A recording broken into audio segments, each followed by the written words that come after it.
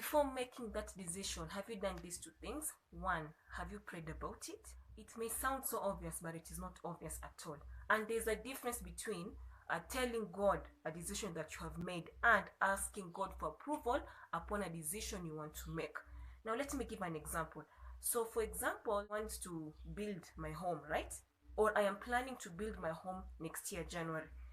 Me telling God will be like, I'll start saving, I'll start saving, and then December or January first week, I'm like, God, I'm going to build a house from next week.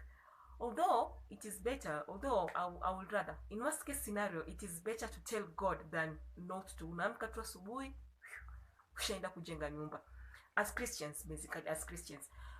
Now that is telling God, right? You've had all this time, you've been making your own decision, you've been saving, or how you've been acquiring your money, and then boom, January mefika, you've gone to build your house. So, yeah. Now asking God for approval could look something like the same case scenario, right? I am now, maybe this is July, August, or September. I am planning to build my home come next year, January. Then, because now you have to save, I don't think there's anyone who wakes up in the morning and then boom, amejenga nyumba. So, for example, now you have to save. Now, asking God for approval will look like, now I am praying, I'm telling God, come next year, January, I desire to do what? To build my house. And currently, I am planning to start saving for that house. What do you say? Do you approve of me building that house come next year, January, or not? And as I'm desiring to save for that money now, do you approve of it? And you might, sometimes you might like, but why will God tell you no to build a house? The thing here is not God telling you no to build a house. The practice here is running our decisions by God before we make any, asking for God's approval. For example, if I want to save right now for building my home come next year, January, perhaps I could be thinking of just saving my money in the bank just like that. But because I've placed it before God, I could be exposed, to information on how to best save that money or invest that money in one of these safe investing schemes that your capital is preserved, such that by the time I'm beginning to build that house, my principal amount is not maybe the same. If I'd saved 100,000, it won't be 100,000. It'll measure some interest, which will even help me finance building that house better. You see, that way.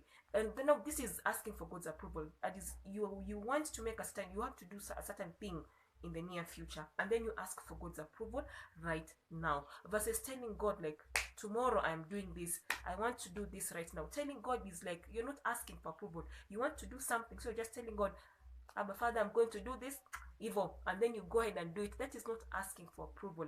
And the good thing of praying about these decisions, to ask for God guidance, because some of these decisions seem right to us at this particular point of time, but God, who sees the end from the beginning, He can shield us from some of these mistakes we want to make.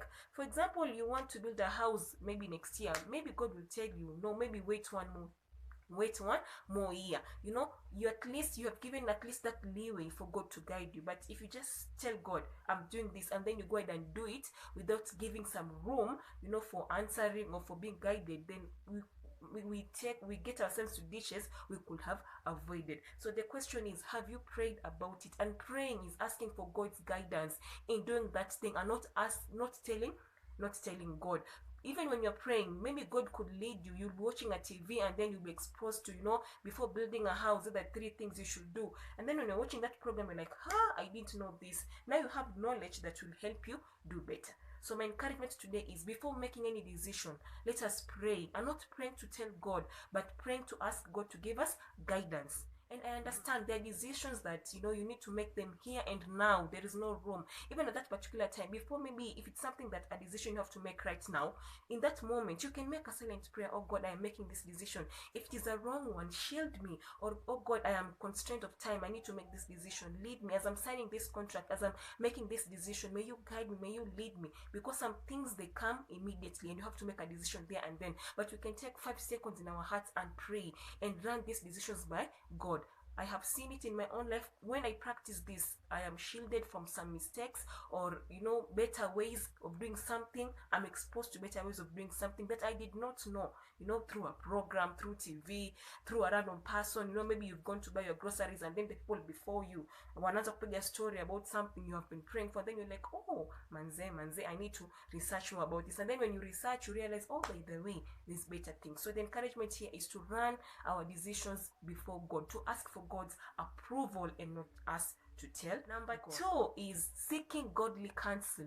Godly counsel over that decision.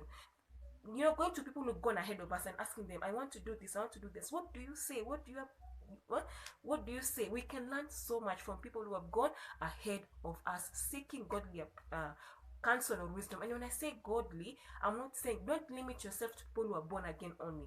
There are people who are not born again, but their principles, their principles and the way they do their things are very authentic. And see some shrewd man, no. So, and sometimes God can use someone who's not born again, to even lead you and guide you and tell you on what to do. So when I say seeking godly wisdom, I don't mean someone who is purely born again. And then there are people quote are born again, but they do their things very shrewd.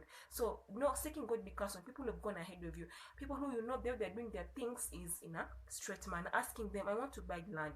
Is this the best time to? Is this the best land? First of all, and then they can give you guidance. I want to start this business. I want to maybe, I don't know, marry this person. I want to seek this. I want to pursue this cause. I want to do this thing. Seeking godly counsel will help us, because especially for people who've gone ahead of us, and even if maybe they've not gone ahead of, especially people who've gone ahead of us, people who are older than us, and sometimes people who are maybe our age mates, but there are some people who have the gift of wisdom and can help you. But it is always, if you have no one at all, if you know no one, then go to God and tell God, I wish I had someone I could talk to. I wish I had someone I could talk to. So please, Abba Father, lead me to wisdom, to counsel, and God can use anything to speak to us, to give us godly counsel. So the 2 things before you make a decision, which are best practices: 1, pray about it, not just telling God, but asking God for guidance and for approval. And then number 2, seeking godly counsel on the decision you want to make, so that you learn from those who have gone ahead of you, also that you get to hear what's up with the decision you're making. Of course, at the end of it all, men should not have the final say. Whatever wisdom or counsel you get, run it by God and ask God, I've learned this, I've learned that. What do you think? Is this the best decision? What do you think? Should I go? Run everything by God. After getting the counsel, commit it to God again. But taking godly counsel saves us from a lot. You learn from those who are ahead of you. You learn from those who are your peers. Sometimes you learn from our peers. Yes, so that's it. Pray about it. Seeking godly counsel. Yes.